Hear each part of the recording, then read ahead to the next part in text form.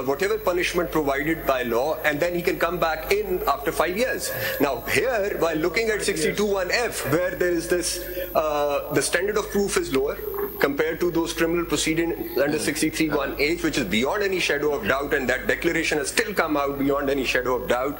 And here is preponderance of evidence or somewhere between the two, and here the person is out forever. But before we go into that, could you just explain to us how can any court as negative? I mean, how can a court grant a declaration that you're not sagacious? That cannot happen. So how does that work? I mean, I've been always perplexed about this. We can't get a negative declaration from any court. Can a court say that you're not sagacious? Why would that happen? Because no civil proceedings could lead to a negative declaration. It's always positive. So I don't understand how a court will ever give such a declaration. So then most of the courts which have given this declaration are the constitutional courts. So you have... That's another question.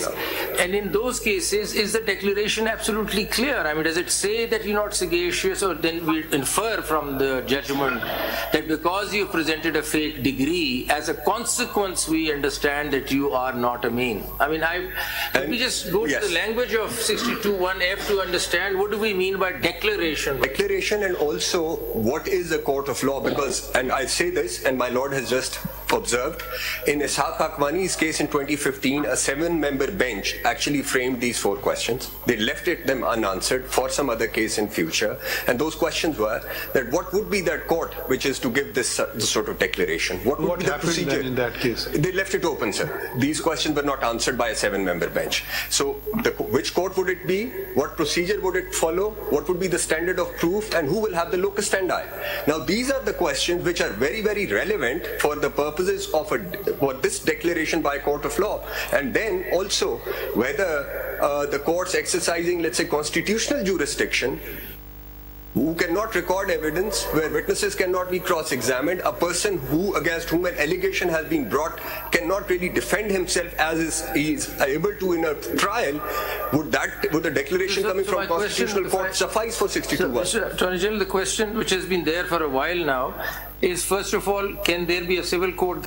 And number 2, the question is that in constitutional proceedings, where there is no evidence being taken, the court has arrived at a decision that a fake degree has been, for example, I don't know what the other cases are, fake degree has been presented by this person, does not necessarily mean that the court is moving further and saying that you are now of non-sagacious, particular matter, a false degree was presented. But I don't know of any judgment where they've actually gone ahead and said, then as a consequence, you're a fraud. So I don't know, so is there a declaration actually coming out of the Constitutional Court also? And can they, without taking any evidence, give such a declaration about a person? My respectful submission is, my Lord, that a constitutional court, now mindful that there are 2 judgments, one in PLD 2015 Supreme Court 265, which is Panama 1, Justice Ijaz Afzal Khan, speaking for majority, said that a court of law for the purposes of 62(1)(f) would be a court which can actually record evidence, which is a plenary court of original, revisional, appellate jurisdiction in civil and criminal proceedings. But without recording evidence, declaration can be given? Cannot be given. Yeah. And then the same... But even a negative declaration cannot be given, even if you record evidence. Right, I don't understand this. So and then in Aladino Bhayo, the second Aladino Bhayo, the review Aladino Bhayo, they revisited the original judgment which was given in 2013, where under it was held that once a declaration under 62(1)(f) is given, it does not go away with the flux of time. Declaration में तो यही है ना कि person may not file his own case for declaring him Amin. Yeah. Somebody has to challenge his character. That's right. Then in that case, the declaration will come whether he is Amin, sagacious, righteous or not. Yeah. So ये declaration होगा ना, खुद तो जाके नहीं मांग सकता declaration. दूसरा negative as per somebody will come challenging. सिर्फ paternity पे हो सकता है शायद, एक exception है 42 में, there is no other exception. Section 42 में तो legal character कोई deny करता है तो suit file होता है ना. If somebody is denying his legal character, then he can. ये एक declaration खड़ी हुई है third party की, तो जब तक वो खड़ी हुई है वो चलता रहेगा. That's what Samuel Baloch saying. Samuel Baloch actually turns on the declaration. वो हुआ ये कि actually 18th Amendment में ये जो declaration by court of law लाने का पर्पस तो ये था कि वो रिटर्निंग ऑफिसर्स जो है ना वो डिटरमिन ना करते रहे या इस किस्म का एलिगेशन कोई और रैंडमली ना आकर लगा दे, और ताकि ये जो D, E और G के अंदर जो हो सकता है वो F में ना हो, because perhaps some easy, आपके मुताबिक but वो उल्टा हो गया. how does D, E and G play out actually? I want to ask this question. आज से 10 साल पहले किसी ने इंटेग्रिटी ऑफ पाकिस्तान के बारे में कोई बात स्पीच कर दी, बस खत्म हो गई बात, अब वो इलेक्शन नहीं लड़ सकता. ये देखिए कुछ लोग होते हैं तो उन्होंने 5 years कर दिए, वो कहते हैं yes I have seen the light. अब इस्लाम में भी तौबा की गुंजाइश आखिर मिनट तक है. वो कह सकता है जी मुझे, जैसे माय लॉर्ड ने ऑब्जर्व किया कि मुझे इस्लाम के बारे में नहीं पता था, अब मैंने सारे अब लाइफ टाइम बैन उसको कर दिया कि वो फिर शायद हाफिज बन गया हो सकता है, आलिम बन गया हो सकता है, आप बेहतर और हम सबसे बेहतर कुरान शरीफ समझने लगा हो, और वो लाइफ टाइम बैन में आ गया क्योंकि उसको 20 साल पहले या 10 साल पहले या 5 साल पहले इन चीजों के मुतालिक इल्म नहीं था. समीउल्लाह बलूच जो है इट एक्ट्स एज अ गलिटीन. वो कहते हैं कि जब आखिरी अपील में जब आप आएंगे तो बस उसके डिसीजन से पहले तो अगर आप रिपेंटेंस कर लें तो हो सकता है, वरना once that happens then there is no repentance. कहाँ छोड़ा? नहीं छोड़ा. 184.3 में तो वैसे ही नहीं होता, बट अदरवाइज भी नहीं. रिपेंटेंस कहाँ लिखा हुआ है? साहब सुनने जरा, जी साहब समीउल्लाह बलूच देखें, इसमें असल बात ये है कि डिफरेंस हमने मालूम करना होगा 62 63A में. What is the difference between the two? As far as I am concerned, 62 is not giving power to decide against a person. देखिए इसमें तो सिंपल ये इट इज डिपेंडेंट अपॉन 63. 63 में जो कार्रवाई करेंगे वो दिखाएंगे, 62 में वो कहेंगे you are not qualified. Whereas disqualification is in 63. अगर कोई शख्स सपोज कोई काम करता है, कोई गलत काम करता है, तो अगर आप जी और एच को पढ़ लें, जी और एच वो डिटरमाइन करते हैं कि कोर्ट ऑफ लॉ से जब उसको कोई डिक्लेरेशन हो, ये उस डिक्लेरेशन की बात हो रही है, आई थिंक सो जी. आइए इस पर बात करें कि ये 62(1)(f कहाँ पे पावर देते हैं कि आप इतने टाइम के लिए डिस्क्वालीफाई हो, इतने टाइम के लिए. वो तो सिर्फ ये बताते हैं कोई शख्स पेपर सबमिट हो रहे हैं उससे पहले बता दिए कि ये फ्ला कोर्ट से इसको सजा हुई, लिहाजा पेपर खारिज. That's all, matter ends. The authority dealing with this matter has no power to decide the disqualification period of that person. वो disqualification के period तो 63 ने बता दिया. ये सजा जुर्म करोगे तो इतनी सजा होगी, और उस जुर्म की सजा पूरी होने के 2 साल बाद जब आप निकलेंगे तो फिर आप क्वालिफाई होंगे. तो ये आप जो पहला सवाल जो आपसे किया कि डिफरेंस, आप डिफरेंस जब बताएंगे तो खुद ब खुद पता चलेगा what is 62 and what is 63. So if 62(1)(f is juxtaposed with 63(1)(h, H and H both. H moral turpitude. H moral turpitude है because वो उसके साथ dishonesty etc. वो उसके साथ है moral turpitude being very broad, और वो examine हुआ similar belief. उसको अगर आप सामने रखें तो the consequence then, if they are to be reconciled, then the consequence is only one, which is that the timeline which is provided for the declaration in 63(1)(h must necessarily apply to the time to the फर्क ये हो गया ना कि 62(1)(f. H में अगर conviction हो गई because it attracted an offence and so it led to conviction, then he can come back. But if it was lesser than even a case where it could constitute an offence and so he could not be taken in a criminal case, a simple declaration was given on the civil side, that goes on unlimited. अब यही समझ नहीं आती, because otherwise then we also have to stay away from the concept of reading into the constitution. But now that you have started reading in 63A, so I was just that is also a question. So you must stop from reading furthermore. Reading in just another aspect if you can attend to. Can you read D? My lord. Again. He is of good character and is not commonly known as one who violates Islamic injunctions. Now please read F. He is sagacious, righteous, non-profligate, honest and ameen, there being no declaration to the contrary by a court of law. Now, what does this mean? There being no declaration to the contrary by a court of law. In clause D and in clause E and in clause G, these words are not mentioned. That's right. So either you say clause D, E and G are redundant, they're meaningless clauses, because the words there being no declaration, either the same wording should have been followed. And I can't, at least I cannot understand the difference between good character and sagacious. I mean, good character is something different from sagacious. Is good character different from being righteous? Non-profligate. What does that even mean? What does non-profligate mean? What does it mean? Who doesn't spend wastefully? Israf. Yeah. So good character. Yeah. So if you are doing wuzu and wasting water, you become a profligate. Because there's a hadith of the Prophet. That's right. Do not waste water, and even if you're standing next to a flowing river. So then he's a profligate.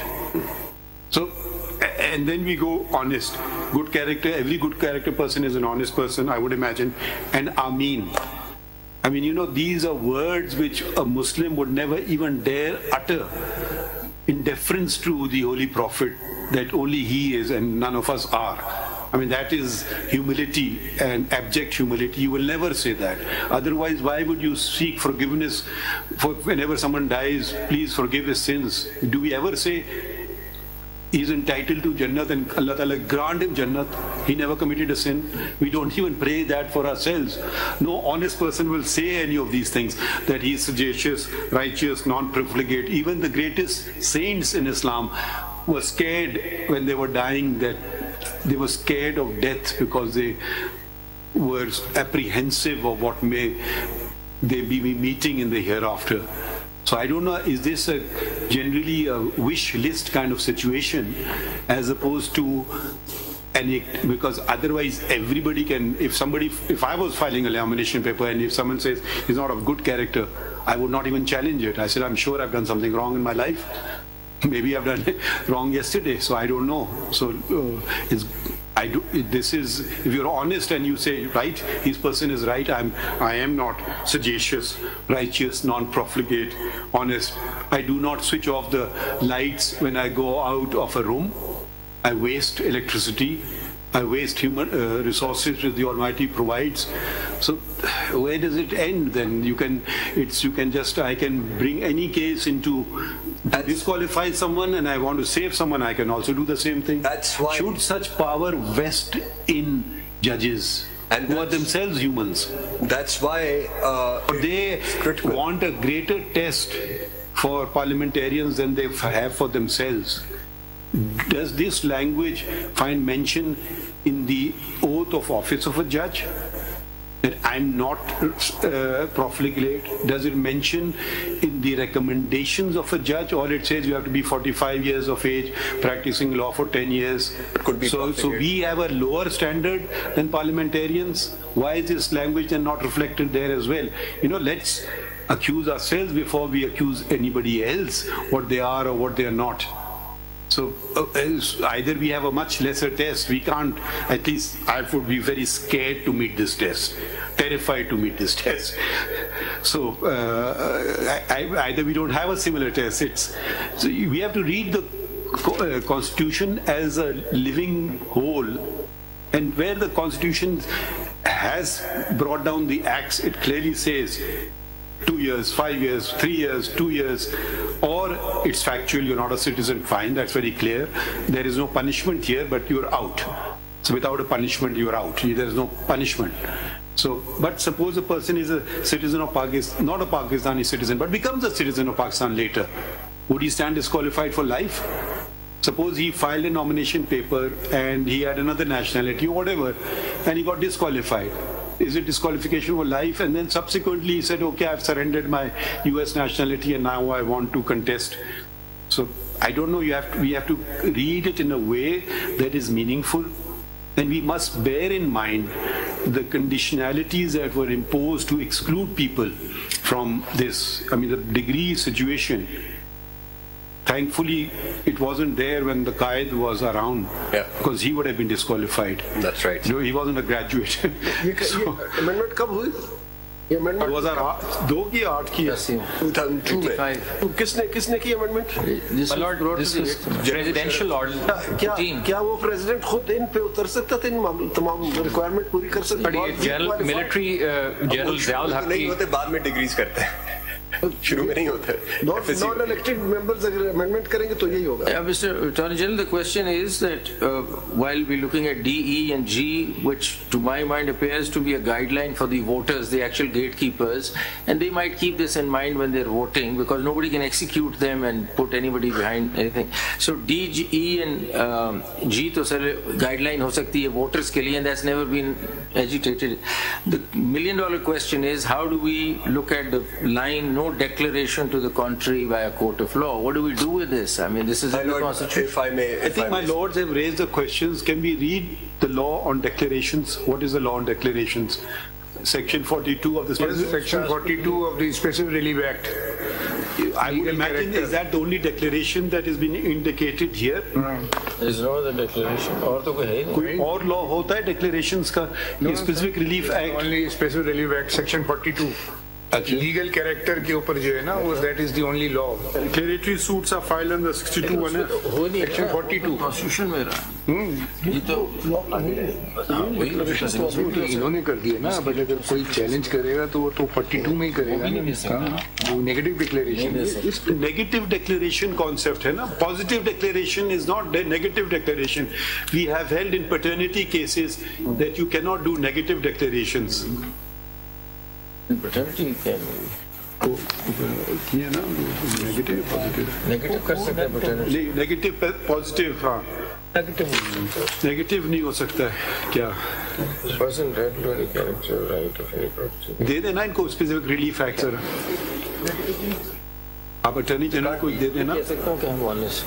यही दे देना please. ये मैं दावा file कर सकता हूँ कि झूठा नहीं, मैं honest. Yes. Ji. So that's it. Ji, sir.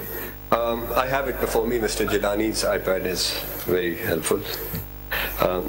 Discretion of court as to declaration of status or right.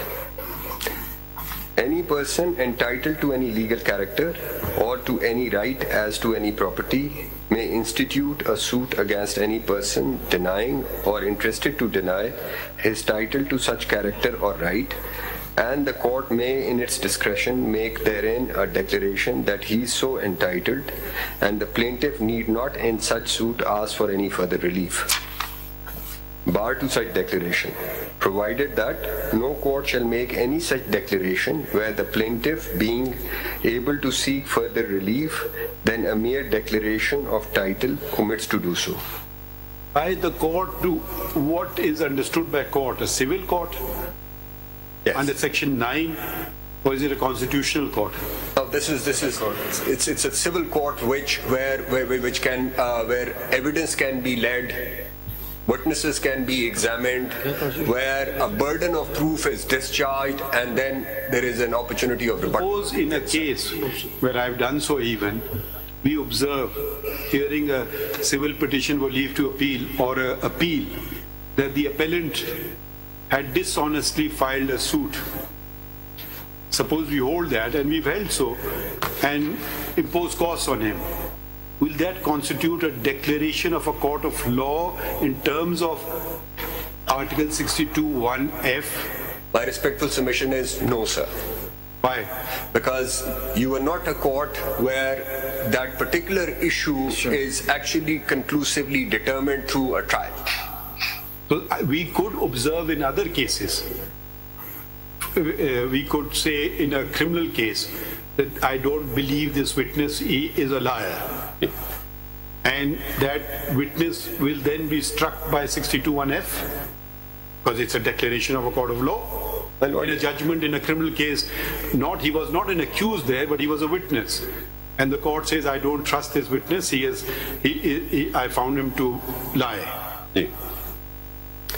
My lord, so it's, then you can bring out every case. We may make an observation against a lawyer. He misled the court, for instance. Sometimes we do that. My lord, regretfully. And then if a lawyer contests election, the person will say, you have held that he misled the court. He is, of course, how can you allow him now to contest an election? He's banned for life. My lord, now... जी साहब एक चीज और देख लीजिए, declaratory judgements का जो supreme court के लिए प्रोवाइडेड है ना, वो आर्टिकल 184 सब आर्टिकल 1 में वो डिक्लेरेटरी जजमेंट्स हैं सूबे और वफाक के दरमियान जो झगड़े होते हैं ना, उसमें लिखा हुआ है कि Supreme Court shall pronounce declaratory judgment. उसके अलावा के डिक्लेरेटरी जजमेंट 184 and 185 में लिखा हुआ है? No, 184.3 is not mere declaration. I mean, 184.3, the court goes on to conduct. शिजाज Shaukat साहब यहाँ बैठे हैं जो सिविल कोर्ट के माहिर हैं, तो आप बताइए ना ये वाली डेक्लेरेशन कैसे होगी? दो चीजें ऐड कर दूं, बता दें। आप सपोर्ट कर रहे हैं लॉ को या अपोज कर रहे हैं law? I am supporting the law. The law. I am against. We want to hear from those who are opposing the law. There's none. So then There is somebody who said yes. Then hear about it. जी, I am opposing this. So, yeah, I think in the course of proceedings, let's hear. the challenge. I just want to understand how the opposition is. That's right. जी बताइए। आप oppose कर रहे हैं तो पहले ये बताइए कि इसको चैलेंज किया है? मतलब मैं लॉ को इस बारे में अपोज कर रहा हूँ। नहीं, पहले बताइए कि अगर है तो हाई कोर्ट में चैलेंज किया वारिस को इसकी आपने? मैंने तो चैलेंज नहीं किया। तो फिर अब क्या अपोज करेंगे आप? गुजारिश ये मालूम, क्योंकि समीउल्लाह बलोच केस अगर मौजूद है जो कि कॉन्स्टिट्यूशन कर रहा है, माइक अपने सामने, तो इसीलिए तो आपसे पूछा ना, समीउल्लाह बलोच है, उसके बाद आप समझते हैं कि लॉ गलत अमेंड हुआ है, 232 गलत आ गया है, तो whether you have challenge the Waris in the high court और not? That can be challenged before this proceeding, my lord, because that question is just alive before the honorable and the same notice administration on that question. And in this proceeding, this honorable court has every authority to declare the law which has been passed in violating the provision of the constitution or whereby. पर अभी उस्मान आपने कहा था कि are you supporting life disqualification or? Sir मैंने कहा था कि I am. नहीं उस्मान ने क्या कहा था? मैंने ये कहा है मालूम कि जब तक समीउल्लाह बलोच मौजूद है ये लॉ नहीं आ सकता, ये लॉ अल्ट्रा वाइड। पर मेन केस में आपकी क्या है कि डिस्क्वालिफिकेशन लाइफ को आप सपोर्ट करते हैं या नहीं? मैं डिस्क्वालिफिकेशन को असिस्ट मैं इस पॉइंट पे करना चाहता हूँ कि रीविजिट हो सकता है कानून, लेकिन वो इन कंडीशंस के साथ रीविजिट हो सकता है। वो आप एक देखें, वजाहत से बात कीजिए ना, गोलशोल बातें ना कीजिए ना। आप लाइव डिस्क्वालिफिकेशन के फेवर में या खिलाफ हैं? सीधी बात मैं लाइव डिस्क्वालिफिकेशन की फेवर में उस हद तक हूँ कि अगर समीउल्लाह बलोच प्रवेल करता है। आपसे सीधी बात करता, हम ये क्या सवाल जवाब दे रहे हैं आप? नहीं, either you support the principle or not. Law को सपोर्ट मैं इसलिए नहीं कर सकता कि law against the judgment of the Supreme Court है। अगर अगेंस्ट द जजमेंट है, इंटरप्रिटेशन रीइंटरप्रेट हो सकती है प्रोविजन। सुप्रीम कोर्ट का जजमेंट जब तक था उसके बाद पार्लियामेंट ने लॉ अमेंड किया। अगर आप ये कह रहे हैं इसका मतलब है सुप्रीम कोर्ट के जजमेंट के बाद पार्लियामेंट लॉ नहीं बना सकती? लॉ बना सकती है स्टैट्यूटरी इंटरप्रिटेशन के बारे में, जहां स्टैट्यूट इंटरप्रेट हुआ। चलिए लॉ का तो ठीक हो गया, but are you saying that the principle settled in Samiullah Baloch, you agree with it? No, that I don't agree. I want to say that there is some conditions for the on the basis of state decisive principle कि कब वो judgement जो है वो revisit हो सकती है और क्या वो conditions। आप बार-बार वही चीज रिपीट ना करें ना, आप सीधी बात हमसे कर नहीं रहे हैं। जजमेंट को छोड़ दीजिए 2 मिनट के लिए, लॉ को भी छोड़ दीजिए, हम सिर्फ आपकी राय मालूम करना चाह रहे हैं। आप लाइफ टाइम डिस्क्वालिफिकेशन को 62(1)(f सपोर्ट कर रहे हैं या नहीं कर रहे हैं? कुछ हाँ या ना तो कर रहे हैं। मैं नहीं सपोर्ट कर रहा, नहीं कर रहे हैं। अच्छा, हम सुनना चाहते हैं कि कौन सपोर्ट कर रहा है। एक सेकंड ठहर जाए, सुनेंगे आपकी वक्त पे, कानूनी बात करेंगे तो करिए। आ जाइए, बताइए, एक second, let us hear Mister Samiullah Baloch, the person himself. जी, सनाउल्लाह बलोच। बिस्मिल्लाहिर्रहमानिर्रहीम। शुक्रिया मोअज़्ज़ज़ साहबान। ये आपका ये केस है? जी सर, ये मेरा ही केस है। ये तो लिखा है Samiullah Baloch. Sir, Samiullah Baloch is my brother, and Abdul Karim Nosharawani, I am the aggrieved person because I contested the election against. तो समीउल्लाह बलोच कहाँ है? Abdul Karim Nosharawani, sir, he is my brother because the case is mine. So आप उनके attorney हैं, आप कैसे आप पेश हुए थे क्या? जी हाँ, मैं पेश हुआ हूँ सर, बिकॉज मैं एग्रीव्ड पार्टी हूँ। जो मैंने 2002 के बाद जब इलेक्शंस हुए, मैं उसकी तफसीलात में बात तफसील ना बता देना, आप बता दें किस ग्राउंड पे आप करना चाहते हैं। मैं ग्राउंड पे सर, ग्राउंड ये है कि जो कॉन्स्टिट्यूशनल जो प्रिंसिपल्स हैं उसके तहत सुप्रीम जो जुडिशल सुप्रीमेसी है उसको मद्देनजर रखते हुए ये ऐसी बातें ना करें अदालत में। जुडिशल सुप्रीमेसी क्या चीज होती है? मैं सर अगर आपकी इजाजत नहीं, ऐसी बातें ना करें हमसे। कॉन्स्टिट्यूशनल सुप्रीमेसी की बात सुनी थी हमने, अब आप जुडिशियल सुप्रीमेसी का मैंने कॉन्सेप्ट नहीं सुना है। सर ये जो नहीं, देखिए कानूनी बात करें ना, ये ऐसी बातें ना करें सर। ये जो आर्टिकल 62 और 63 है। ये कॉन्स्टिट्यूशन में गुज़िश्ता 50 साल से और बिलखुसूस 18वीं तरमीम के बाद इसमें कुछ तरामीम हुई, लेकिन पर्टिकुलरली 62(1)(f) में तरामीम नहीं की गई। ये टोटल 5 सफ़ात पर मुश्तमिल कॉन्स्टिट्यूशन के अंदर बहुत क्लियरली एंट्री और एग्जिट पॉइंट्स दिए गए हैं हक के नुमाइंदगी के लिए, इख्तियारात के लिए। कहने का मकसद ये है कि सर जब ये 2013 के बाद से जब ये, अगर आप कह रहे हैं ना 50 साल से ये स्टैट्यूट बुक्स पे है, तो पहले क्यों नहीं कभी कोई डिस्क्वालीफाई हुआ? मैं इस पे आ रहा हूँ सर। बात ये है कि सर ये जो है 2002 के बाद से ज़ेर बहस आया। ये 20 साल से सर सुप्रीम कोर्ट और बलूचिस्तान हाई कोर्ट और दीगर कोर्ट्स में ये तफसील के साथ ये ज़ेर बहस रहा है मौजूद, और इसमें 62 और 63 की बहुत क्लियरली केयरफुली मेटिकुलसली जो है सर इसकी तशरीह की गई है मुख्तलिफ केसेस में। मेटिकुलसली ऐसे तो ना बातें करें ना आप, सर मैं पॉइंट पे आ जाएं। पॉइंट पे आता हूँ। तो सर जब एक कॉन्स्टिट्यूशन के अंदर जब 63 की जब बात की जा रही है कि वहां 5 साल का तयन किया गया है, क्यों 62(1)(f) में नहीं किया गया? उसकी बुनियादी वजह यह है सर, जब मैं एज ए मेंबर पार्लियामेंट में जाता हूं, जब डिक्लेरेशन देता हूं, वो ओथ है। मैं ओथ में ये कहता हूं कि मैं शहरी हूं, मैंने BA पास किया है, मेरी उम्र 25 साल है। ये जब मेरे खिलाफ जिस शख्स ने कंटेस्ट किया था, जब मैंने उसको कंटेस्ट किया कोर्ट में, उसकी उम्र 24 साल थी। इलेक्शन में क्योंकि उसके पास वालिद के पास BA की क्वालिफिकेशन नहीं थी, तो उसका क्या हुआ कि उसमें 5-6 मिस रिप्रेजेंटेशंस की, उसमें फ्रॉडरी की, और जो डिग्री है फैक्ट्स पे ना जाए ना, अब ये बताएं, जल्दी बता दें। इस जगह एक सवाल है आपसे। आप ये कह रहे हैं ना कि ये जो डिक्लेरेशन जो हमें समझ नहीं आ रही सिचुएशन की, वो ये है कि मैक्सिमम झूठ बोला ना उसने, फॉर्म में झूठ बोल दिया, मिस डिक्लेरेशन कर, तो झूठ की सजा ये है कि वो सारी उम्र के लिए इलेक्शन प्रोसेस से आउट हो गया। ये लिखा हुआ है आइन। दूसरी तरफ हम पढ़ते हैं तो अगर कत्ल भी कर दिया, ट्रीजन भी कर दिया, तो फिर भी कुछ टाइम गुजरेगा तो वापस आ सकता है। ये बात रिकंसाइल नहीं हो रही सर। ये जो केस आपका समीउल्लाह बलोच आप अपना बताएं। मैं अपना बता रहा हूँ सर। मैं आपको आप केस को 1 मिनट रहने दें, आप अपना व्यू बताएं। मेरा व्यू ये है सर, बीइंग ए पॉलिटिशियन आप बताएं 63 के बाद जब किसी शख्स को सजा होता है तो वो एक स्टिग्मा है, उसके माथे पे एक दाग लग जाता है, वो 2 से 4 साल कैद का गुजारता है, पूरे माशरे में उसकी फैमिली सफर करती है, फाइनेंशियल सफर करता है, मॉरली सफर करता है, उसकी जारी सोसाइटी में उसकी अहमियत और हैसियत कम हो जाती है। उसके बाद जब वो निकलता है तो उसके बाद इजाजत है कि 5 साल के बाद वो जाए, अगर उसके पास गुंजाइश है वो आपके पास जाए। लेकिन इसमें सर जब आप एंट्री पॉइंट पे झूठ बोलते हैं, जब आप दाखिले के वक्त नहीं, जैसे आपने कहा, देखिए एक पॉइंट लेते हैं, 24 साल का था, आपने कहा कि उस वक्त वो 25 साल का नहीं था। 24 साल का तो सिर्फ एक ही पॉइंट होता, उसके डिक्लेरेशन पे आपने उसको चैलेंज कर दिया, वो प्रूव हो गया कि 24 साल का है। आपकी राय में वो फॉर लाइफ डिस्क्वालीफाई हो जाएगा, फिर वो इलेक्शन कंटेस्ट नहीं कर सकता। Is it your point? With your honorable permission, sir अब वजह क्या हुई? उस वक्त पहले ये मेरी वजह यही पॉइंट है आप सर। मेरी ये पॉइंट उस वक्त इसलिए सुनी जब नहीं गई, वो शख्स दाखिल हो गया, उसने वो चेक बैरियर क्रॉस कर लिया, वो झूठ के बावजूद वो बलूचिस्तान में वजीर दाखिला बना, जो अभी इससे पहले केस फिर जातियात पे ना जाइए। नहीं सर, हम जातियात को छोड़ दीजिए, हम आईनी नुक्ते की बात कर रहे हैं। हो सकता है बहुत बुरा आदमी है, हम उसमें नहीं जाना चाहते, तो आप जातियात को छोड़ दीजिए, आइन की बात करें। आप पार्लियामेंटेरियन है ना, हम जातियात पे बहुत सकता है अच्छा आदमी बुरा आदमी, वो हमारे सामने बहस नहीं हमने करेंगे, क्योंकि हम एक जनरल प्रिंसिपल तयन करना चाह रहे हैं। अब सनाउल्लाह बलोच साहब देखिए, मैं आपको बता रहा हूँ जो हमारे लिए कंपैरिजन में प्रॉब्लम आ रही है ना, एक तरफ 63A में आप जितना मर्जी क्राइम कर दें, आप कुछ अरसा सजा काटें, 5 साल गुजारें तो वापस आ जाए।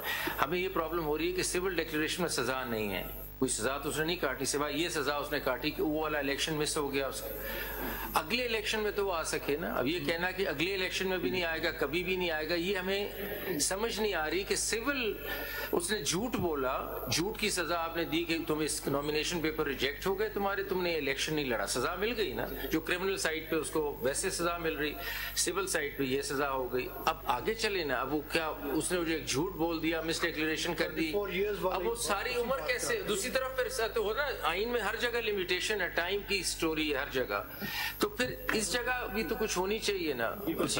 मैं इस हक में हूँ कि 232 अभी जो जून में, मैं इस हक की बात छोड़ देना, अगर देखें, अच्छा actually we I am spotting is that Makhdoom Ali Khan, can we request you to, since Mr. Makhdoom Ali Khan has written on the constitution I don't know if he's involved in any case before us. Are you in these matters? Huh? Yes. My lord. Which case are you in? I have filed a CMA 6 of 2024. For whom? In favor of disqualification or lifetime or not? My lord, not in favor. But you're not in. Why? Who have you filed it for? For Mr. Jahangir Khan Tareen, my lord. Okay. Now, one thing which nobody has attended to yet, at least one way of interpreting the Constitution is what the original Constitution said. And this Constitution has been, I don't know what's the correct word, changed or ravaged from time to time, what you want to use it. Can we read the original Constitution as it was enacted in 1973? My lord. And see what the Constitution then said? My lord, I will read that provision to your lordship. That would you like to do it, or shall we ask the Attorney General to do so? As your lordship pleases, the history is... No, we were thinking of appointing you as amicus, but you are representing a party, so anyways, let's... as your lordship. Pardon, 62, do you have the original Constitution? Yes, my lord, I have, and the history is traced in Samiullah Baloch. No, we want to read the actual text. Yes, my lord. The text is there. 85. Yeah, we have it, my lord. Qualifications for membership of parliament. Can you come to one or the other mic? My lord, benefit of... My lord, Article 62, there used to be only 3 qualifications. One, he's a citizen of Pakistan. Read the whole article. My lord, a person shall not be qualified to be elected or chosen as a member of parliament unless he's a citizen of Pakistan. B, he's in the case of the National Assembly not less than 25 years of age and is enrolled as a voter in any electoral roll for the election to that assembly. C, he's in the case of the Senate not less than 30 years of age and is enrolled as a voter in any area in a province, or as the case may be, the federal capital or the federally administered tribal areas from where he seeks membership. And D, he possesses such other qualifications as may be prescribed by Act of Parliament. So these troublesome provisions were not there? No, my lord. When did they come into? My lord, by Presidential Order number 14 of 1985, which is also called the Revival of the Constitution Order. This is General Zia.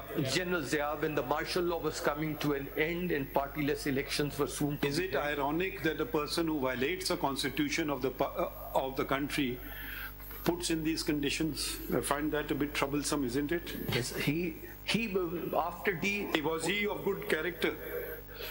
If he violates the oath that he took to uphold and protect the Constitution, and he destroys the Constitution, it's very ironic for me that he inserts a good character, knowledge of Islamic teachings. I wonder which knowledge of Islamic teaching mandates judges to be sent home because they don't swear an oath of fealty to the martial law administrator. What is your view on that? My lord, these are, with great respect, all these provisions which have been added by the RCO or the Presidential Order 14. Was he non-profligate?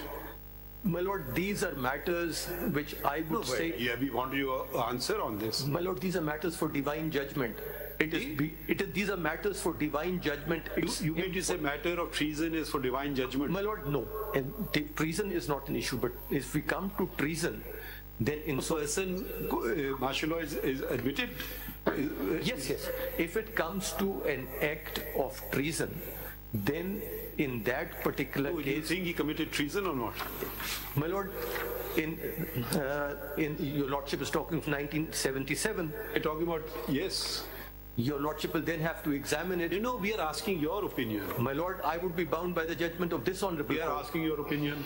My opinion is different, but the judgment of this honorable... Share your opinion with us. The judgment of this honorable court in Begum Nusrat Bhutto's case takes a different view. चले आप नहीं बताना चाहते रहने दें फिर. My lord, my view... चले बाकी पढ़ लेते 63.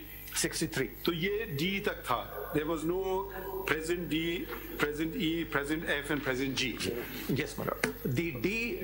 and 63 was also pretty succinct. Yes, it was, my lord. 63 was also very limited.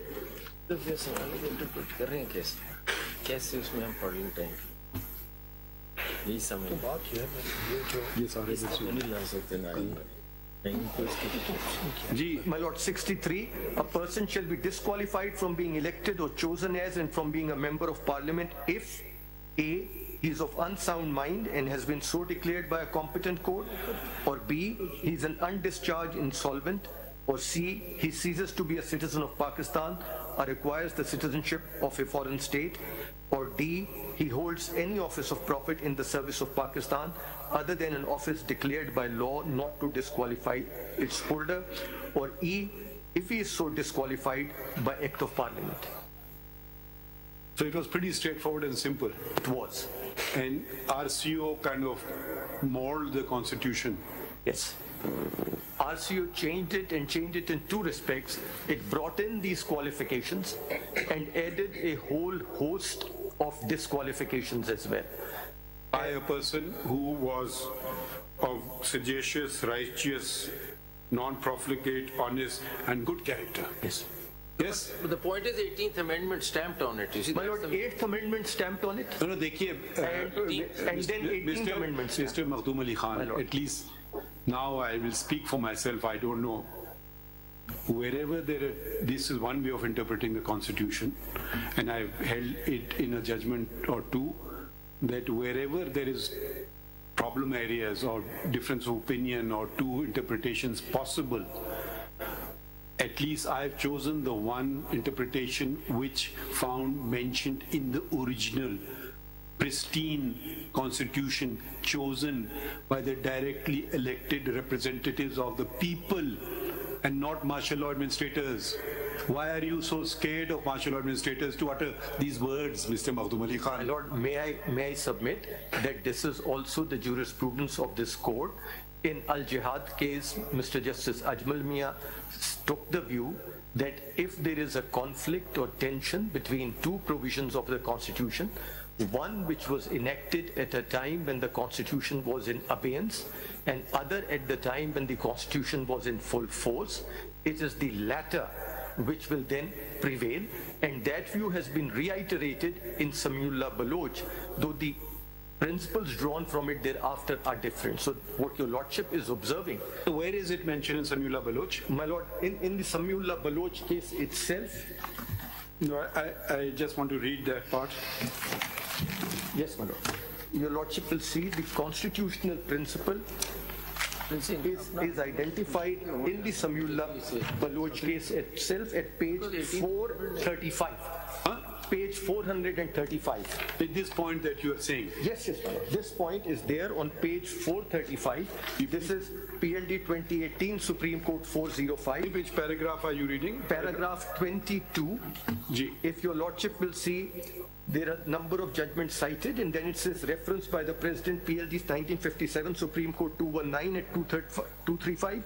As such, the Constitution must be interpreted as a whole because it is an organic document that is meant to apply to the changing circumstances of time and space. Consequently, each provision of Constitution or part thereof has purpose, meaning, and integral place that must be understood, acknowledged, and applied harmoniously. It is only when a conflict between two provisions of the Constitution is irreconcilable and one of such provisions was inserted when the Constitution was held in abeyance, then the provision which was made part of the Constitution during the period of its abeyance would yield. But would it apply because after the 18th Amendment having stamping it, so it's not really, that was a democratic dispensation at that time. My lord, it was, but your lordships prior to this also in Al-Jihad's case took the view that in spite of the fact that whatever General Zia had done had been validated to a large extent by the 8th Amendment to the Constitution, this honorable court took the view that, and that was in particular, my lord, in relation to a provision where a judge of the High Court declined to go to the Federal Sharia Court and was as a result sent home. Their lordships took the view, particularly Mr. Justice Ajmal Mian, that this provision was inserted at a time when the country was going through a period of constitutional abeyance. No doubt it was validated by the 8th Amendment, but when we examine it and juxtapose it with other provisions relating to judiciary, this having been added at the time cannot be allowed to hold sway, and that is why their lordships held that a judge of the High Court cannot be sent to the Federal Shariat Court against his will, and if he refuses, will not cease to hold the office of a judge of the High Court. So, in spite of that, this has been the jurisprudence of this Honorable Court, that in spite of the validation. Mr. Makhdoom Ali Khan, but would you put validation at par with an original enactment which has been thought about, carefully considered by every member of Parliament? A validation was also a bitter pill for the parliamentarians to swallow. If you don't validate, I continue. So it may be that, okay, we are getting something, is better than nothing. Let's at least get on with it. But we are now faced with a problem. So simple validation, when the original constitution said something else, if there are two possible ways to interpret something, and more so when what has been added is very ambiguous. I don't know why these vague words were introduced. You could have simply said A, B, C, D, like every other thing is factual. Either it's a yes or it's a no. Are you all of good character? Please don't answer this question. But which person would say this? I mean, it would be a very audacious person who would say, I'm honest, Ameen, and everything. And then probably he will be making other claims which will be totally not permissible. So simple validation is a bitter pill which has been swallowed from time to time to get democracy back on the rails. Would you not agree with that, since we consider you a constitutional expert, to consider validation at par with a constitutional provision, or it has to be read in the context of, because this judgment also says in space and time. The space then was a dictatorship. Either you continue another 10 years of a dictator or get some sort of a diluted form of democracy, get us back on the rails, whichever is better. So probably the parliamentarians, we should not always condemn the parliamentarians. We should see the difficult circumstances that they work under. I mean, we should respect them.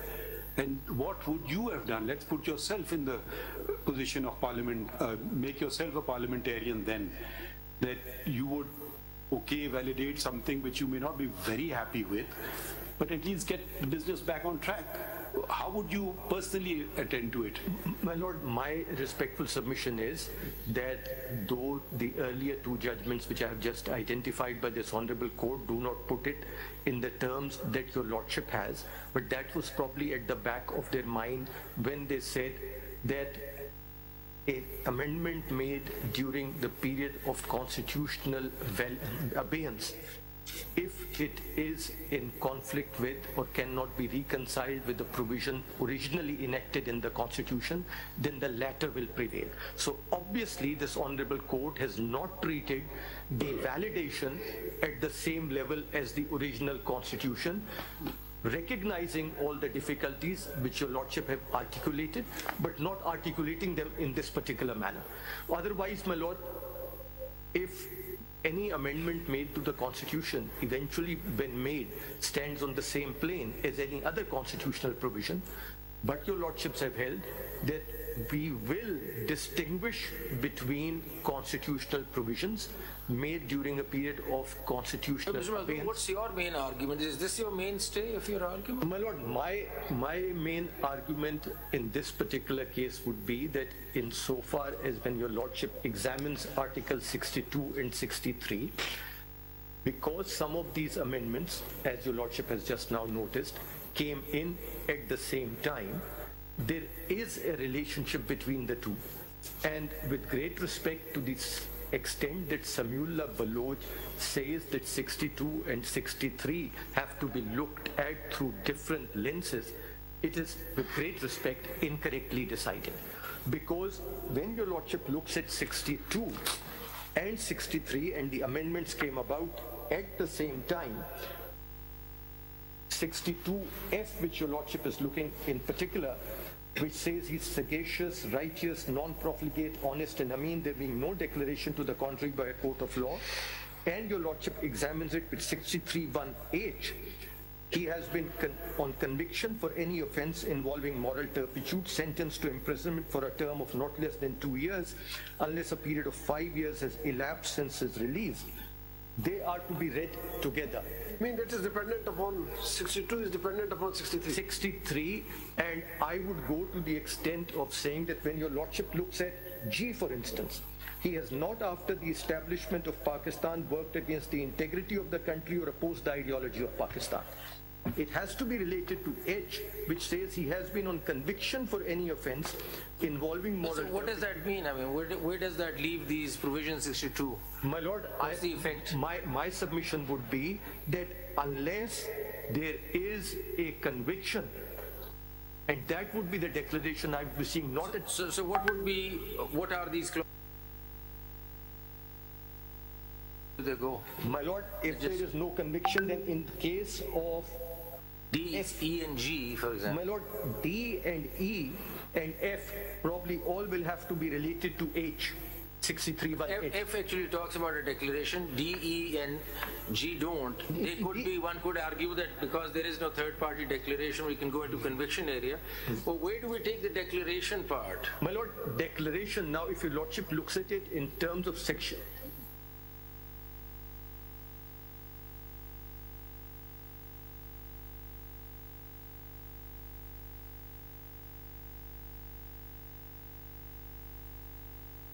one thing which immediately comes to mind is section 42 of the Specific Relief Act, which talks about declaration of a legal character.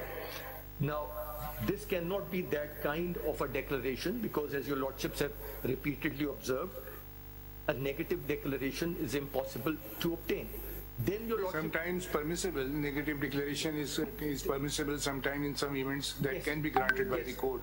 There has been some revisitation or some revisitation of Alvi Sons, but otherwise that remains good law. Then if your lordship looks at 199, that also is talking of declarations being made by this honorable court, but that's in a completely different context. That is only. So then what do you make out of this declaration for a court of law? My lord, I would say that the term is not used specifically in the section 42 sense of the term. Maybe it's a constitutional declaration. It's a constitutional declaration, and that the declaration which the constitution is envisaging is there has been a conviction already under 63(1)H. And then there is this gateway. He cannot file his papers before the returning officer because at that time the returning officer may refuse to accept them. But the anomaly which arises when your lordship looks at 63(1)H in particular, and G and H both, actually, when your lordship looks at it, for instance at H, he has been on conviction for any offence involving moral turpitude, sentenced to imprisonment for a term of not less than 2 years, unless a period of 5 years has elapsed since his release. So even a conviction which is followed by a sentence of 1 year 11 months does not lead to disqualification even of 1 day. Fair enough. So that's understood. So therefore the connection which Samiullah Baloch makes between a person being an ex-convict suffering all his life the stigma that he's a convict is really not what 63(1)H is all about. 63(1)H is all about sentencing. If the person has been convicted and sentenced till the rising of the court, he's not disqualified at all. No, but there is a difference, you see, the opening paragraph of section 62 and 63 need to be read and harmonized. A person shall not be qualified to be elected or chosen. I mean, if you will read 63, a person shall be disqualified from being elected or chosen. So वो जो उसमें चीजें लिखी हैं वो after conviction है कि अगर कोई कन्विक्ट हो गया है उसकी सजा खत्म हो गई है तो इस इतने पीरियड के बाद वो इलेक्शन लड़ सकता है. To be elected and from being elected. This is the correct. But if your lordship may graciously be pleased to look at clause 2 of 62, these words are used very loosely. The disqualifications specified in paragraph D and E doesn't talk about qualifications. Article 62 But both are dealing different situations. No, my lord, Article 62, Clause 2 is talking of disqualifications under 62. It's not talking of qualifications. So this is very loose language which has been used. Practically interchangeable. Interchangeable language. Because one question which I have, DE does not have the wording, there being no declaration to the contrary by a court of law. My lord, yes. When does D, E and G kick in? How can they ever kick in actually in any court of law? They cannot kick in. Or they're meaningless words. My lord, It's just guidelines for they are exhortatory, perhaps for the guidance of the electorate, that watch out for candidates. So first of all, you are saying that they are of no, there are no consequences which follow with D, E and F. D, E and G. They will, my lord, D, E. But ideally, the same wording should have been used, there being no declaration to the contrary by a court of law in D, in E and in G. My lord, these wordings are only found mentioned in F. My lord, these were added in F under the 18th amendment. These words were originally not there. And the reason for adding it appears to be, as the Attorney General identified, that under F, returning officers had started disqualifying people by saying, "Aap chautha kalma zara suna dijiye."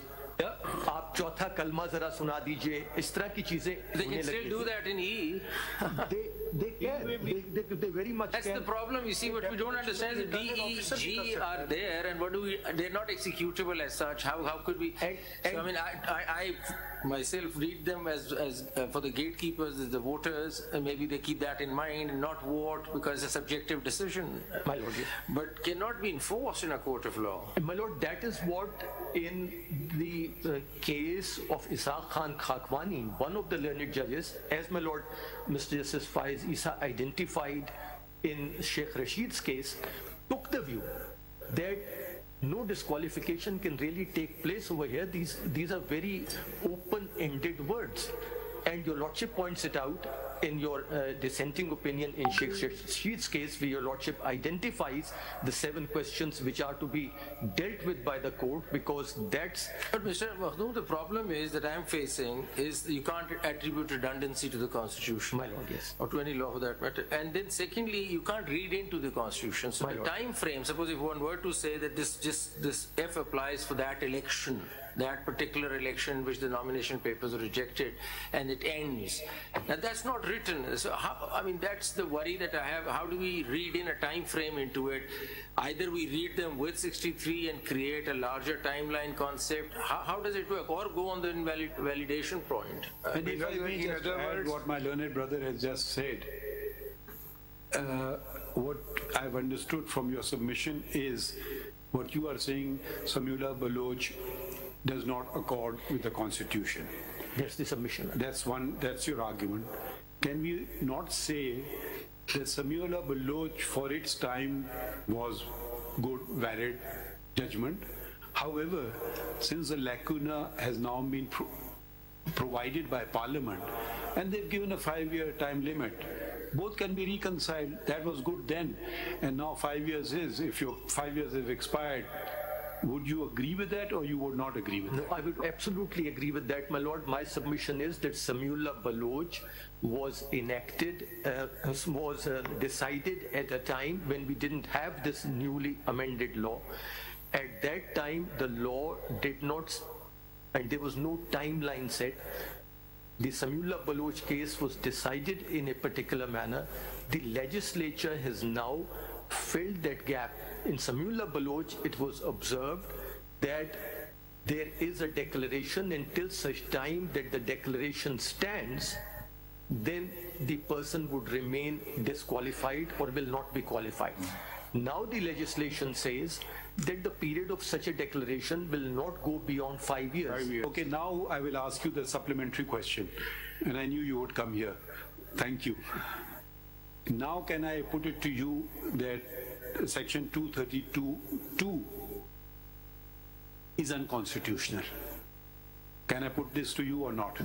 My lord, that is a very valid question. Of course, your lordship can put any question. No, yes.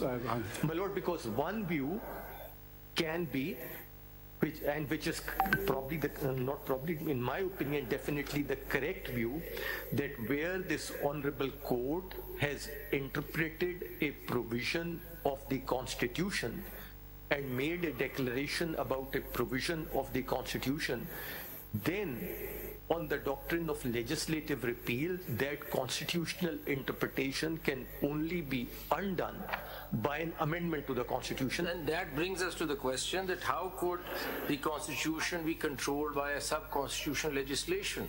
The Constitution is talking about a declaration, gives no time frame. Could we, through an act of Parliament, start adding things to the Constitution? We can't do that. My Lord, I would say that the declaration made by the Parliament is in consonance with Article 63(1)(h) of the Constitution, which provides a time frame for the kind of offences which will fall under F. Because that involves conviction, that's a criminal case. But if you look at 63P, 1P or whatever it is, the P, the last one, the Constitution itself allows that through an act of Parliament you can regulate this provision. And wherever it's so required, it's given. So, just taking it a little more, suppose, let's imagine Samula Baloch was not decided, and we are deciding it today. My Lord. Just for the sake of, to take the argument a bit forward, and let's assume everyone agrees with me, and we say since 62(1)(f) does not provide a time limitation for disqualification, therefore let us be guided by other provisions of the Constitution, including 63(1)(h) and (g), where it provides for treason, 5-year disqualification. So let us let this disqualification be for 5 years. Is this sound reasoning or not? My Lord, it is, because your Lordship is then virtually interpreting the two provisions together. When your Lordship interprets... So at the end of the day, it depends on what is in my mind. Are you understanding? Yes, my Lord. Is the Constitution so malleable that I can do whatever I want to with it? My Lord, if 63(1)(h) was not there, let us assume there was only 62(1)(f), and if the 18th Amendment had not added the words which have been added, which is declaration to the contrary by a court of law, then 62(1)(f) would have been a provision which really provided no timeline. And if a person was declared not to be qualified under 62(1)(f), then the question would be for how long? My Lord, the question can be for that term that he has been elected, or he can be re-elected immediately. My Lord, for instance, the only other constitution that I have been come across which is a provision similar to that of Pakistan, where you cannot be elected to the parliament if you are the citizen or have acquired the citizenship of another country, is that of Australia. And the Australian High Court has dealt with this issue. No other constitution that I am aware of deals with. American Constitution, you have to be an American... You have to be an American citizen, but it does not say like our, my Lord, 63(1)(c) says, or acquires the citizenship of a foreign state. So a dual citizenship over here disqualifies. In the Australian Constitution also, a dual citizenship disqualified. But the lordships over there have taken the view that if the person then steps down, abandons that citizenship, he can come back in tomorrow again. And there they have also taken the view that if he has applied for his citizenship to be renounced, then the constitution of our country will not be contingent on the delay or speed of the legal processes in another country. He has done the best he can, and therefore they have said he can continue to be in office. Why were you disqualified? My Lord? Why have you been disqualified? From the petitioner. The petitioner. Yes. Petitioner was disqualified. Your client. My Lord, my client. Yes, I was coming to that. My Lord, he has been disqualified on the ground that he had created a trust for the property called Hyde House, and his defense was that Hyde House was a trust The misdeclaration in the nomination form, is that the allegation? Yes, but his case was that there was no misdeclaration. No, that's a different thing. I just want to know what was the reason. So in all these cases, if you look at all these cases that where 62(1)(f) was invoked, the misdemeanor is misdeclaration, or maybe they have not given. Misdeclaration generically would be it, and misdeclaration in the worst form taken could be brought into H. Worst form, moral, I mean, कहीं हो सकता है innocently भी हो, लेकिन चलें worst form में ले लें, it is moral turpitude, and that provides for 2 years plus 5 years, so that's 7 years. So even if suppose a person did not get convicted because there was no case filed, worst to worst, if the case was there, he would be out in 7 years. So 7 years period could be easily read into the F clause, because that's the only natural corollary. I mean, it doesn't make sense otherwise. Yes, my lord. And again, would there be any incident coming out of F which will go out of H? My lord, मतलब आपने नई case बनाया, suppose मिसडिक्लेरेशन हुई, उसके खिलाफ किसी ने कोई क्रिमिनल केस ही नहीं किया, अगर हो जाता तो 2 साल वो होता और फिर उसके बाद 5 साल होता, यही है ना? Is there any situation in F which would go outside H? My lord, not that I can think of. No. Do you think the words in F, it says, it doesn't end by a country, by a court, it says court of law. My lord, yes. Is a court of law different from a constitutional court? Because it could have stopped at the word court. So I just want to know, does the of law add anything or doesn't add anything? My lord, of law adds in the sense that probably the returning officer will not have this power. Well, returning officer is not a court. I'm just thinking in terms of Section 9 courts under the CPC. Are these court of law Section 9 courts or court of law? Because it should have said, it could have ended by saying by any court. My lord, over here, are we distinguishing between the constitutional court and a civil court of competent jurisdiction, or we are not? It's meaningless, irrelevant. This honorable court and your lordship yourself have held that over here the word court of law means a court of plenary jurisdiction. In Panama 1, which was not subsequently followed in Panama 3, this honorable court... What do you mean by Panama 1 and Panama 1, my lord, was the first case which was decided 3-2, and Mr. Justice Ijaz Afzal Khan, writing for the majority, said that court over here means a court of plenary jurisdiction. Meaning Section 9 court. Section 9 court, a court which will take evidence, which will examine the issues, where a trial takes place. Or it could be civil or criminal. He doesn't make that distinction. And I would submit that if your lordship have to... Then how did that view change? Without mentioning what they have done in Panama 2 and Panama 3, is it referred to Panama 1 and Panama 2 and 3, this aspect? No, my lord. Your lordship notices that in your lordship's judgment in Sheikh Rashid's case. Actually, that was not a judgment, it raised a number of questions. Yes, it raised a number of questions. Yes. But your lordship will see that even after Samiullah Baloch, different tests have been applied. The author judge of Samiullah Baloch was also the Chief Justice of Pakistan in Faisal Babda's case, and has taken a different view without any reference to Samiullah Baloch. Where is that view? My lord, that is reported. Repentance was that he did not contest the election, so there was a repentance. My lord, that is Muhammad Faisal Babda versus Election Commission of Pakistan and others. PLD kya? My lord, this is 2023 SCMR 370. My lord, 370. My lord, I have put these cases together in a bundle for ease of reference of your lordship. And this sir, मैंने कहा और पैसे जाया करवाए आपके? Sir ये आपके जो 62(1)(f पे judgments हैं, ये पहले बताएं ये वाला case. Yes sir, it is the last tab. It is tab 20. So you're a member of this? Yes. My lord is one of the members. Yes, his lordship is one of the members. You said it as if it was something wrong. Can you read the relevant portion? My lord, yes, paragraph 4, it's a 2-page judgment really. Paragraph 4, page 373.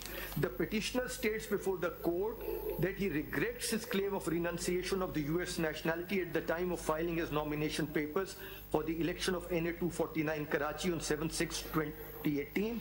He further states he had then initiated a process for such renunciation, but the certificate of loss of nationality of the US was issued to him on 25th June 2018. He admitted that he was disqualified from contesting the election under Article 61(3)(1)(c) of the Constitution on the date when he had filed his nomination papers for the election of NA 249 Karachi, and that his affidavit filed in with the nomination paper thus contained an erroneous statement which he regrets. In order to demonstrate his good faith in remorse for his mistake, he undertakes that he will resign from the office of the member of the Senate to which he was elected. In view of the said statement and undertaking of the petitioner, we are of the opinion that we need not proceed further in the matter in the peculiar facts and circumstances of the case. And if your lordship may see the last sentence, which is the last 3 lines, it is clarified that the petitioner shall not be considered disqualified in any subsequent election on the basis of the instrument. The repentance is that period, that particular election. Yes. And so, but this is after he enjoyed the full tenure of the Senate. Yes. Yes, and then he resigned. He resigned. But एक चीज देखिए, Samula Bloch में paragraph 6 में the concept of repentance is mentioned. Yes, my lord. But I don't find a finding on it then. No, there is the argument of counsel finds mention on repentance. My lord, yes. But then it is, though the judgment talks about Islamic injunctions, this concept is not discussed unless I've missed it. No, it is not discussed, my lord. That judgment is also on tab 7 of this very bundle. So are you repentant? So, Mr. Makhdoom, we could look at it like this, you see. Are you repentant or you claim you've done no wrong? My lord, at the moment you can only be repentant because your case is over. My case is over, yes. And I presume you are repentant. So one reconciliation. Reluctantly repentant. My lord, his case was that I made no misdeclaration. My children had declared it as their property. So one reconciliation of 62(1)(f) with H could be that if there is a misdemeanor of misdeclaration and no criminal case is made out, then he just misses out on the election and the matter comes to an end. Yes. But if you want to take it further and you file a case against him which is criminal, then H kicks in and you go through a conviction and 5 years. So there's a 7-year period there and there's an election period here. Yes, because why didn't you not book him in any criminal case? Because you could do that. For any misdemeanor, you could have done that. If you don't let him go and you don't take criminal proceedings, then there has to be some mechanism, because if you take criminal proceedings, the mechanism is 7 years. But if you do not take criminal proceedings, then there must be some way out also, because it's short of that, because nobody bothered to take the person on for that misdemeanor. So, I mean, that's one. Khan, but I think, can we go back to Faisal Wavda's case, please? My lord, yes. You said Samula is not mentioned. Samula is mentioned there. It's mentioned. ये जरा उससे पहला वाला पढ़ने, therefore. बिल्कुल paragraph में mentioned है. It's mentioned, but not followed, because Islamabad. No, just पढ़ने जरा सा. Therefore, it was concluded. My lord, उससे अगर जरा ऊपर आप देख लें, the Islamabad High Court found that the petitioner was disqualified pursuant to the case reported as Speaker National Assembly of Pakistan versus Habib Akram for submitting a false affidavit, hence no declaration was required. Therefore, it was concluded that the consequences given in case reported as Samiullah Baloch and others versus Abdul Karim Noshirwani would follow by finding that a formal declaration by a court of law was not required to disqualify the petitioner under Article 62(1)(f) of the Constitution. The impugned judgment has in its para 11, 12 and 13 therefore misconstrued both Habib Akram and the Samiullah Baloch case. So they say it's been misconstrued, and resultantly the impugned judgment is legally not sustainable. How do you reconcile the two? This judgment and Samiullah Baloch? My lord, if Samiullah Baloch was... No, how do you reconcile the same two judgments by the learned same judge? My lord, my submission is that if Samiullah Baloch was strictly followed, there was no way out but to disqualify Mr. Faisal Wavda in Islamabad High Court. For life, because Islamabad High Court had correctly decided the case. He will be disqualified because of his corrupt practices. Oh, my lord. The person who gives false statement. Yes, my lord. Corrupt practice defined in section 167 of the election laws. My lord, yes. But for that declaration, there must be criminal proceedings as provided in section 174. Yes. Penalty for corruption or corrupt practices उनको सजा होनी चाहिए court से. जी जी. Court means criminal court. Your Lordship is When there is absolutely no right. declaration from the court, can person be still called as a corrupt practice? My Lord, that is my submission, that 62(1)(f, the declaration which they're thinking about is the declaration under now the Election Act 2017, previously the Representation of People Act 1976, and the words used over there were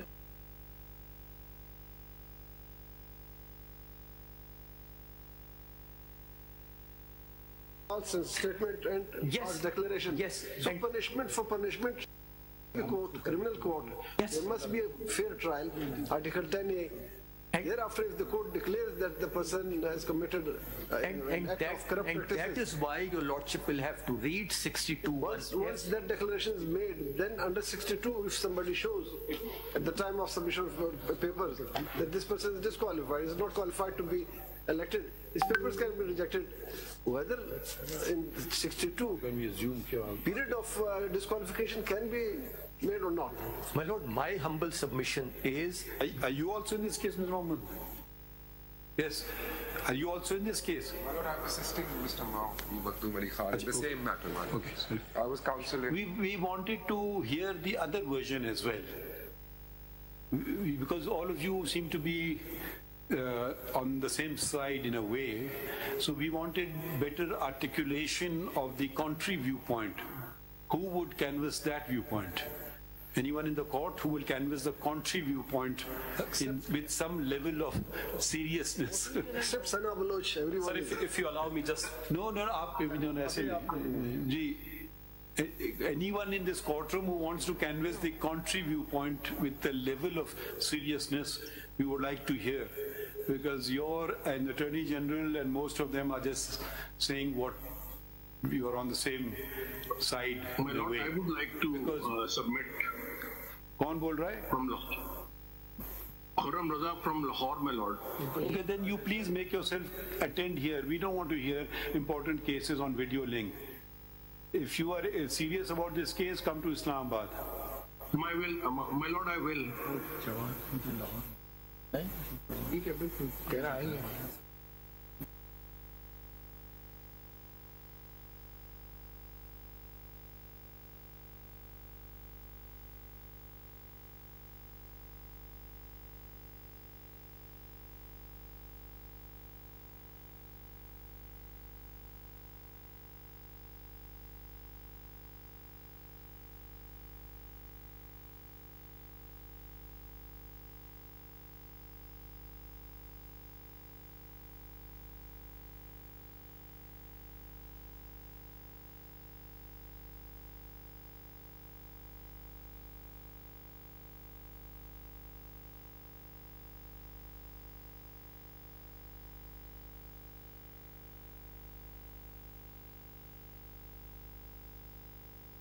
Someone who has the opposite viewpoint, senior counsel, Mr. Maktoum Ali Khan. My Lord, the contrary viewpoint. I think all the respondents. Where is Mr. Shoaib Shaheen? He was here in the morning. Would he be canvassing the contrary viewpoint? Shoaib Shaheen साहब चले गए? अच्छा. Mr. Babar once supported the lifetime ban in the Samila of Baloch case, so he might be a कौन बोल रहा है? आप किस point? Mr. Qayyum, what about yourself? What about yourself? What about yourself? Which view are you supporting? Lifetime ban? Lord, I am supporting the law. I am against lifetime ban. अच्छा, आपके साथ जो खड़े हैं वो क्या कहते हैं? वो अपोज कर रहे हैं। वो अपोज कर रहे हैं। तो आप आइए जरा इस्लामाबाद, जरा अपनी आप हमें दीदार कराइए. We don't want to miss any valuable word uttered by you. So please be here. We will now be adjourning this case, and we would like to maybe we appoint some person from the other side, if we can say. आप बल्कि अगर आपको कोई और support कर रहा है उसको भी साथ लेके आए लाहौर से. My Lord, there is a number में कौन है केस में? जो सुबह का केस था, ये सैयद असगर हुसैन सब्जवारी. ये केस है काशिफ महमूद का. آپ کس پوائنٹ آف ویو کو سپورٹ کر رہے ہیں؟ کیونکہ یہ آپ نے صبح کا کیس، یہ یہی ایشو ہے آپ کے کیس میں، آپ لائف ٹائم بین سپورٹ کر رہے ہیں یا نہیں؟ نہیں جی، میں تو یہ کہتا ہوں کہ نہیں سمپل بتا دیں، لائف ٹائم بین اور 5 ایئر بین اور نو بین؟ لائف ٹائم بین. سو ماشاء اللہ آپ خود ہیں تو آپ آتے نا سامنے، ہم آپ بار بار پوچھ رہے ہیں. نہیں دیکھیں ہمیں معاونت چاہیے نا، کہ اچھی بات ہے کہ آپ ماشاء اللہ سینئر وکیل ہیں، ہم بھی were looking for some senior counsel to canvass the other point of view as well so we can understand it properly.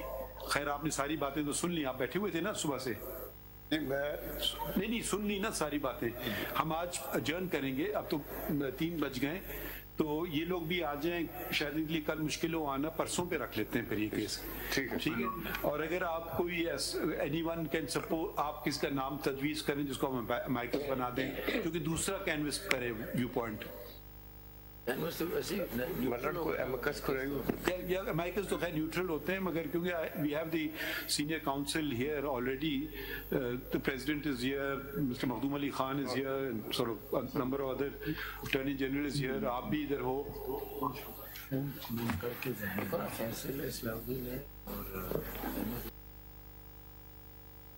Siddiqui صاحب ہو سکتے ہیں.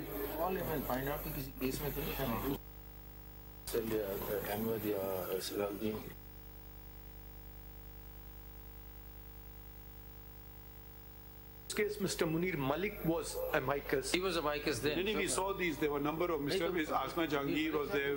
Munir Malik sir was amicus then. Whether he will be, how well he is. Would you link In Samula Baloch. No, but I thought the respondents would be opposing this. The respondents in these cases would not be opposing would be supporting the lifetime ban. Mr. Maktoum Ali Khan, you won everyone over. So all the respondents are now against the lifetime ban. I don't understand. So who? In fact, my lord, the opposing side, they were initially were of the fact that it must be a lifetime. Prior to that, in 2018, we are those who are making out that we should not be given a lifetime here for the 5 years. So only one thing is this, my lord, the whole scenario, I want to just add one thing, that is that a declaration and the conviction, these are the 2 words which are very necessary to be adjudicated by this honorable court. The one thing is this, that the conviction which has been maintained by any criminal court, that has to be given a kind of the seal of legality may be coming from the Election Commission of Pakistan, because in that the original trial court has to send the record of that case to the commission, so that afterwards that can be come into the force through the legality, that next time اب ایک آدمی کو سزا ہو گئی، ایک آدمی کو for 2 years under 199/200 of the RUPA or the now present Election Act, or under 471, that conviction will thereafter be sent to by that court to the commission, Election Commission. The Election Commission will then going to file a complaint against the. آپ مختصر بات کریں نا، آپ اپنی تقریر کر رہے ہیں، کچھ بتا رہے ہیں کہ آپ کہنا چاہتے ہیں. 62F کی جو پروسیڈنگ سٹارٹ ہوں گی وہ الیکشن کمیشن کی کمپلینٹ سے سٹارٹ ہوں گی. میں یہ کہنا چاہتا ہوں اس کا فائدہ کیا اس بات کرنے کا؟ یہ فائدہ ہے کہ بغیر سزا کے آپ کہتے ہیں کہ بغیر کورٹ کے کنوکشن کے آپ کہتے ہیں کہ ڈکلیئر کسی کو نہیں کیا جا سکتا. نہیں سر، نہیں، کورٹ اور وہ کورٹ جو الیکشن کمیشن کو پھر بھیجے گی اور وہاں سے کمپلینٹ الیکشن کمیشن کی کمپلینٹ پہ ہو سکتا ہے. یہ آپ کہہ رہے ہیں 62(1)(f) کے اوپر پوسٹ کنوکشن. جی سر. ثناء اللہ بلوچ صاحب، یہ دیکھیں بہت پیچیدہ آئینی قانونی مسئلہ ہے. یقیناً آپ پارلیمانی ممبر رہے اور اچھی طرح سے آئین کو سمجھتے ہیں، مگر ہم آپ کو موقع دیتے ہیں کہ اگر آپ کوئی وکیل کرنا چاہیں، کیونکہ آپ سپورٹ کر رہے ہیں نا لائف ٹائم بین کو، تو کیونکہ یہ اس میں ذرا ہمیں تشریح کرنا ہوگی، تو ذرا یقیناً آپ کی مہارت ہے پارلیمانی مہارت، مگر یہ ذرا بہت ٹیکنیکل ایشوز بھی ہیں، تو ہم آپ کو ایک موقع بھی دیتے ہیں. اگر آپ کسی وکیل کو کرنا چاہیں آپ کی مرضی ہے. तो आप कर लीजिए। ठीक है, हम आपकी बात हम नोट कर ली, मगर वो देखें फिर हमने जितने बहुत सारी आर्गुमेंट डिस्कशन यकीनन आपने सुने होंगे, तो आप अगर कोई करना चाहे वकील हम कर लें, तो हम परसों पे फिर इसको रखते हैं, परसों केस 11:30 बजे।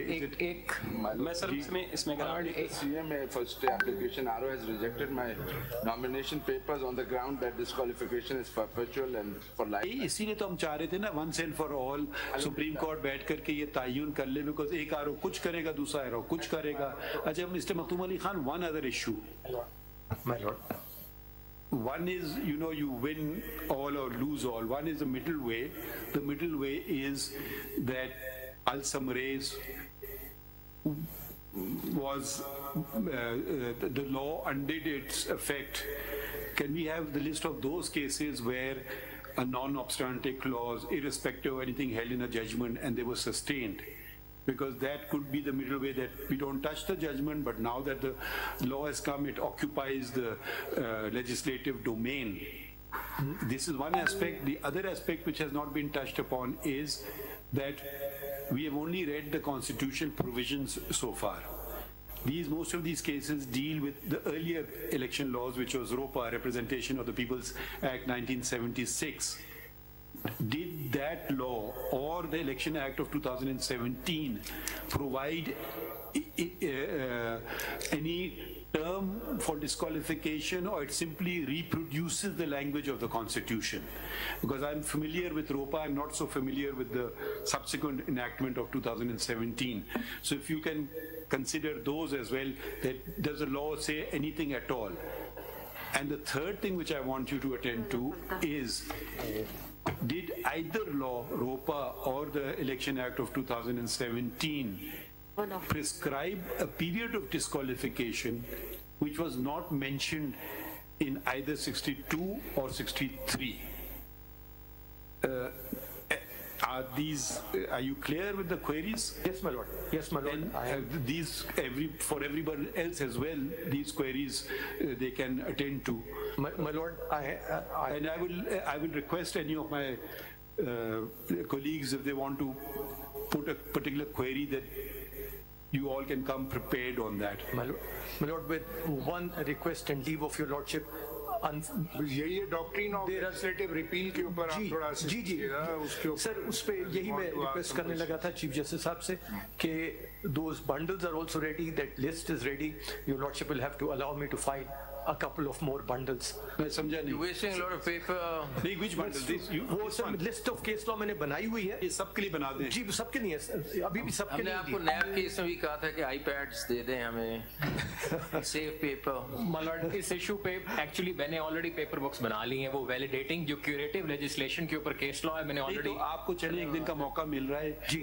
अगर कोई और question any of my colleagues want to ask, no, not you, I'm saying, I'm requesting my colleagues to come ready with these queries. Briefly, my lord, the citations are already there in the CMA which I have filed, but these will be submitted separately as well. Please attend to the question of repentance, which Samula Baloch specifically records. My lord, yes. तो ये जरा आप वो भी आप जरूर देख लीजिए. My lord, एक बड़ा serious question of law है इन्हीं appeals में जो जिस पे I would request my lords to also adjudicate, and that is what is the effect of suspension of sentence of a convicted person. Is it one thing we've already noted in our original order, which was a 3-member bench order. Of course, if my colleagues want to add to it, that we will stay clear of criminal cases, pendency. We are just going to restrict on qualification and disqualification, because elections are. इस case से तो नहीं ताल्लुक. My lord, वो judgment उसके appeal में मैं आया हूँ और वो sustain हो नहीं सकती, because that judgment is in violation of a number of judgments of the Supreme Court. वो judgment basically उसका effect ये है. हम principle of law तय्युन करना चाह रहे हैं. Individual cases हो सकता है हम उनको अलग कर दें, फिर सुने, छोटी बेंचेस सुने.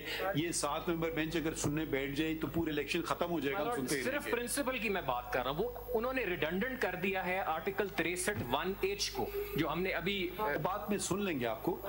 आपने जो कंसाइज स्टेटमेंट दिया, नंबर क्या उनका? माय लॉर्ड, उसका मेरा नंबर है जी 8, CMA नंबर 8 है माय लॉर्ड। और इस पे केस लॉ भी माय लॉर्ड मैंने सारा जो मैंने कोट किया हुआ, मैंने उसकी पेपर बुक्स भी बनाई हैं माय लॉर्ड। आपकी CMA कौन सी? Mine is 6, my lord.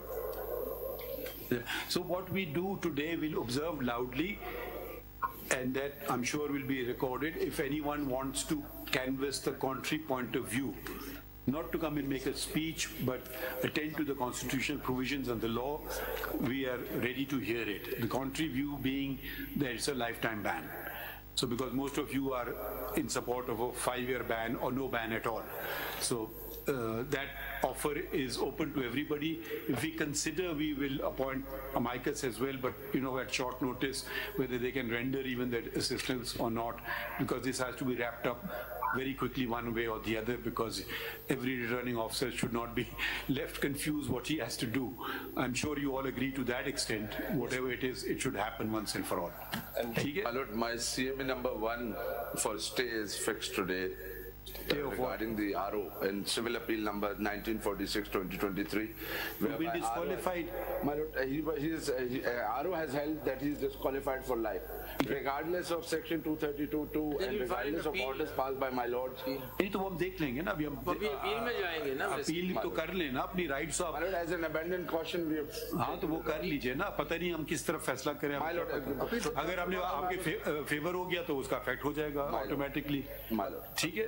I had drawn your attention to the 4 points which Ishaq Akwani's case the court had left open with regards to which court would it be to give the declaration, the procedure to be followed, the standard of proof and the locus standi. It is PLD 2015 Supreme Court 275 at page 283. These 4 issues are identified but were left unanswered. So if my lords, and this is also for posterity because this declaration of law, now we are looking at the time limit which is to be applied to this declaration of law, but how this declaration is to in fact be given is also something very important. 2015 Supreme Court, PLD 2015 Supreme Court 275, Ishaq Akwani versus Mia Nawaz Sharif, and page 283. I didn't do it in 9:30. Paragraph 4.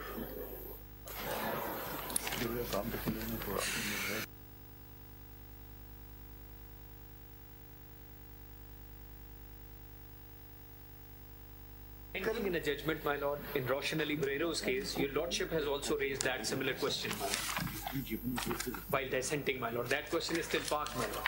Which one? It is appeal to the future, my lord. 2019 CMR. Yes, this is 2019. This is, my lord, 2019 CMR 1939. 1939. So appeal to the future. Are we the future? Yes. So now is a good time, sir. चलिए इसमें लिखें फिर। या आप में भी appeal to the future कर दे।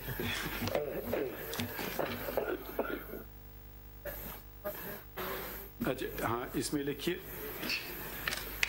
CPLA number 2680/2023. The point raised in this petition are the same as are being considered in the cases in Civil Appeal 981/2018 and other cases fixed before the 7-member bench. Accordingly, this case to be fixed along with the said cases as well. Full stop. The number. अच्छा ये हमें एक चीज भी बता दीजिएगा, ये हमें because there should not be created an impression which unfortunately we cannot control, social media or even media, but for accuracy's sake who is contesting which political party. So let it not be perceived as this is for a political party or against a political party. We are only concerned with the constitutionality and the legality of the matter. So I really don't know these names, whether they're independent candidates or their things. So if someone can give us a list of who's where, so that would be helpful and may dispel the notion that it is for a particular cause, which is not our concern in the least. क्या लिखा है? हाँ, इसमें लिखिए the learned attorney general and the advocate generals of the provinces state that they support the constitutionality and legality of section 232 within bracket 2 of the Elections Act. There is an S, Elections Act 2017, full stop. A number of petitioners oppose कौन कर रहा है? आप. Most of the petitioners most of the council representing petitioners appellants applicants support the contention of the learned attorney general and the advocate generals, whereas आपका नाम लिख दे in CMA CP 684 और कौन अपोज कर रहे हैं? आप 880 CA 880 नाम अपना बताएं, नाम बताइए. Khurram Raza madam, mister Khurram Raza, and Mr. Khuram Raza in CA 880 oblique 2015 states that the lifetime it is a lifetime ban. अच्छा, सब्जारी साहब भी का नाम पहले लिख दें, सीनियर काउंसिल है ना, सीनियर काउंसिल का पहले नाम लिख दें, सब canvass the contrary viewpoint that it is a lifetime ban, full stop.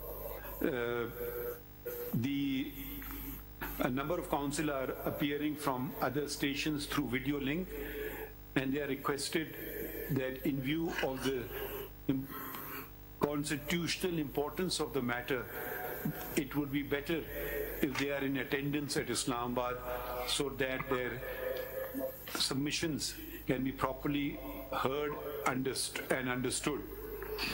Full stop. We also welcome any senior counsel who wishes to assist this court to do so with precise constitutional and legal submissions supported by applicable case law.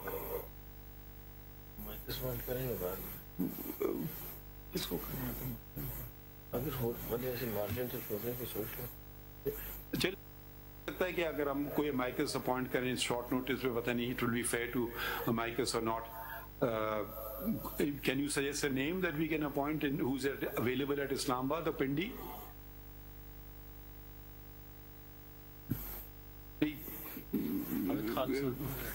Kalbe Hasan साहब एक senior वकील हैं, और कोई और अगर आपको कोई इस्लामाबाद दूसरा आना चाहिए ना. I don't know what they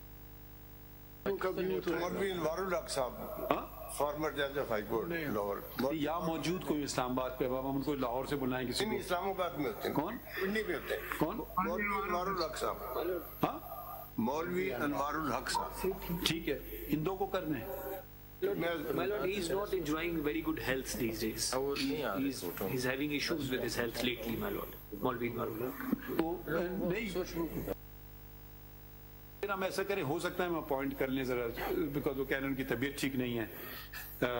But anyways, if someone wants to come and assist on a legal point, even if they're not parties, they may come and do so. Sanaullah साहब को हमने already कह दिया. Mr. Sanaullah Baloch states that he represents his brother Samiullah Baloch and supports a lifetime ban.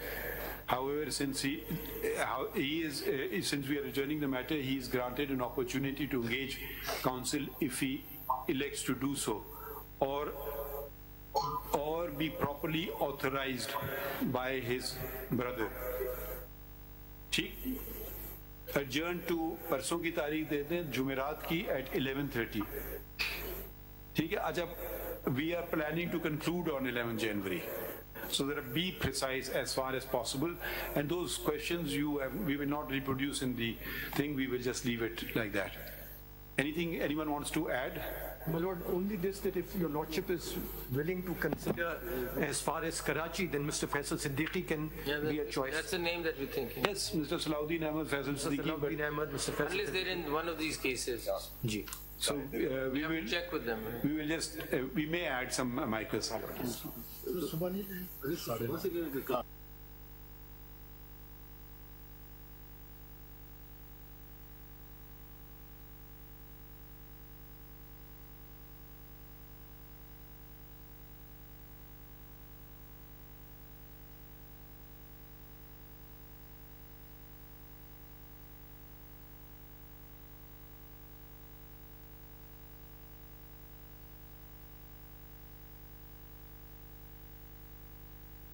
Yes, that's yes.